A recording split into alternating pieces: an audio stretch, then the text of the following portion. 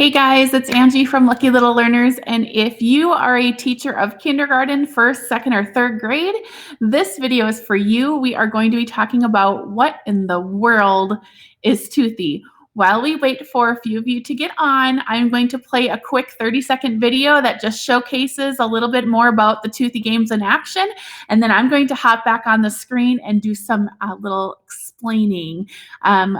Let's take a look.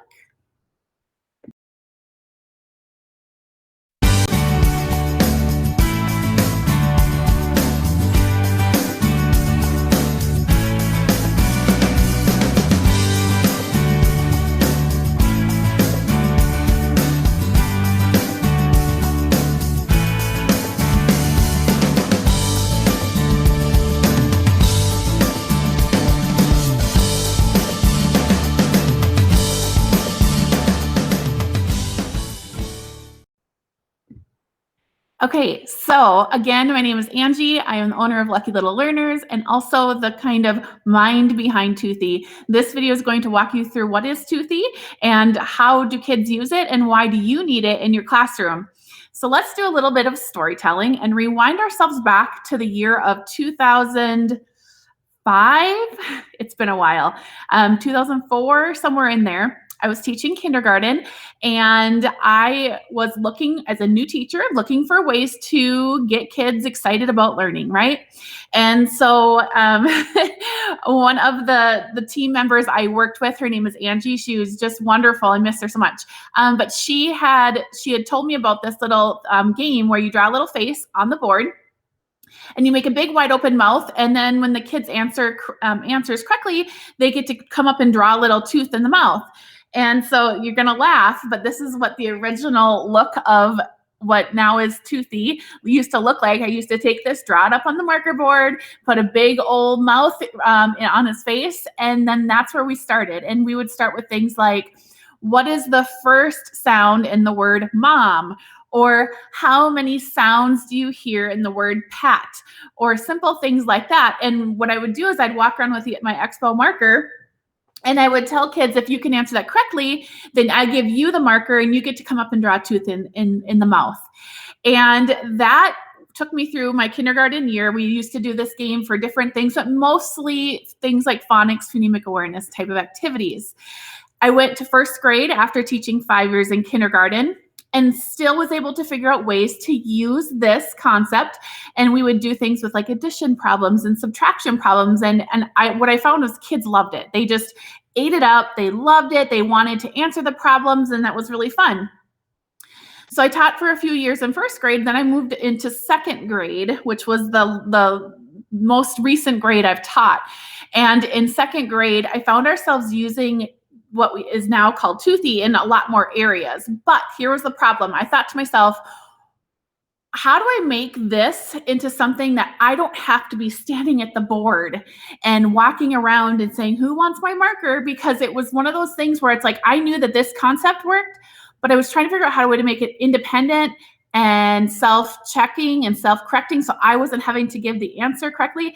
And how could I figure out ways to get kids to be playing this game without needing me, so we can get all the kids engaged all at the same time?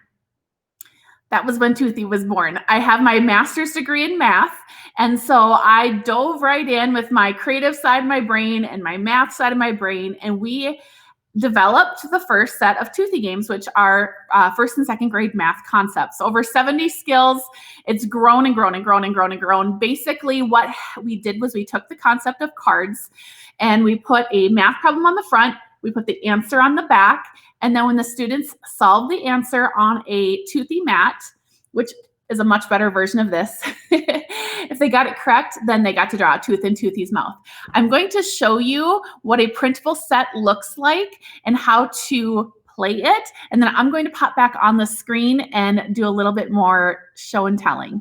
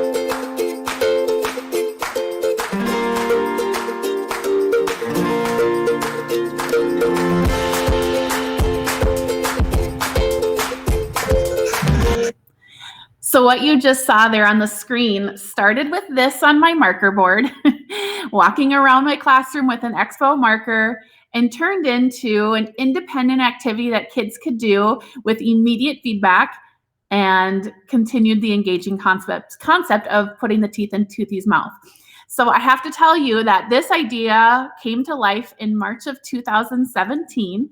And I will never forget the week that it came out, because I put it up on Teachers Pay Teachers and just kind of crossed my fingers and hope for the best. I knew that it worked in my classroom, but I wasn't sure how it was going to work as a actual one-on-one or small group activity that kids could have in front of them on cards.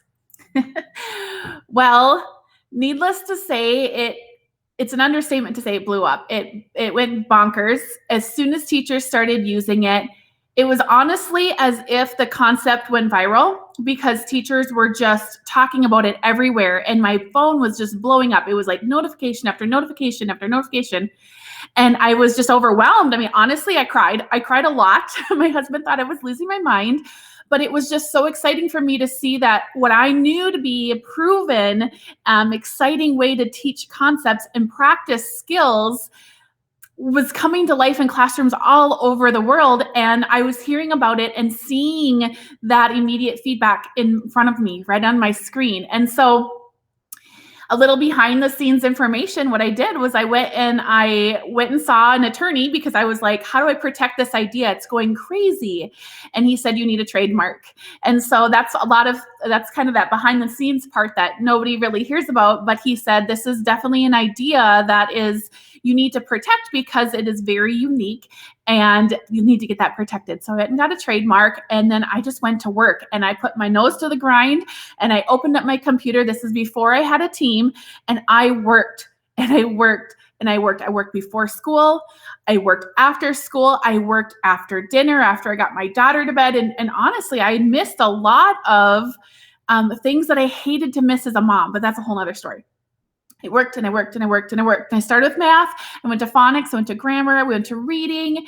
And then as soon as that happened, because I was making primarily for first and second grade teachers, then it went to third grade teachers saying, well, we want Toothy too. And then it went to kindergarten teachers saying, we want Toothy too. And I was like, oh my gosh. And so we did. We worked so hard, and we got phonics, math, grammar, reading, and now science, Toothy sets, and we range from kindergarten, first, second, and third grade. Well, fast forward, and it is December of 2019, and I now have a small team. At the time, it was even smaller, and my curriculum manager came to me and she said, Angie, I have an idea. I'm going to actually show you the conversation we had. We use a platform called Voxer. And this was pre-pandemic. This is pre-COVID. This is December of 2019, before Christmas break. And during Christmas break, she said, Angie, what do you think about digital Toothy? And I went, light bulb. That sounds great. Teachers are starting to use iPads and Chromebooks a lot more. If there's any way we can make Toothy digital, let's do it. Let's try it. And I embraced the idea. She got so excited. We did our first digital Toothy set, which I'm going to show you here in a second. And from there, let me actually scroll over here. From there, again, this was pre-COVID. We got our first digital Toothy out there. Again, it was as if it went viral again. The teachers went bonkers. They said, this is amazing. My students are loving this. I love that I can use any platform to assign Toothy on, any device to assign Toothy on. It's working great. Kids can work at their own pace, blah, blah, blah. And so then we went from math to phonics, and then the pandemic and COVID hit. But I'll tell you what, I was so thankful that we had a couple of those digital sets ready to go. And then we had all hands on deck. We put all hands on deck, and my entire team worked overtime getting all of our Toothy sets digital. And as you can see in this message from our curriculum director, she said, this was back in August 2020. So this was 7 months after the pandemic hit. We literally had all of our sets moved over to digital. 420 plus slideshows. So I'm just super proud of our team. I'm actually going to do one more quick video that shows you digital Toothy in action, because some teachers are loving the printable set, some teachers are loving the digital set, and there's a lot of teachers that are actually finding a purpose for both printable and digital. So I'm going to show you this because I oftentimes